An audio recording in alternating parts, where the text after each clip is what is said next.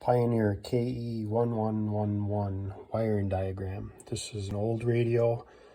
I am keeping it because it fits the old GM trucks and cars with the great big holes, and it only has a balance. It doesn't have fader, so you just have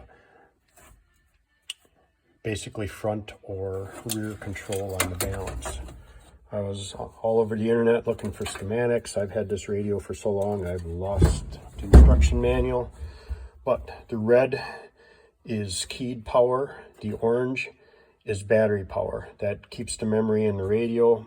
On my truck I didn't care about it, I just have them wired together. Blue is if you have a power antenna or a power amp. When the radio is powered up, there's 12 volts of voltage coming out of there. Your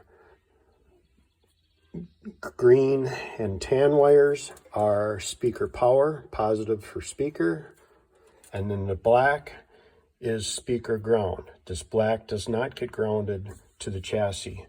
And the radio is grounded through the chassis to the vehicle, otherwise you can run a ground strap to here to ground, but this is only for speaker ground. Hope this helps somebody.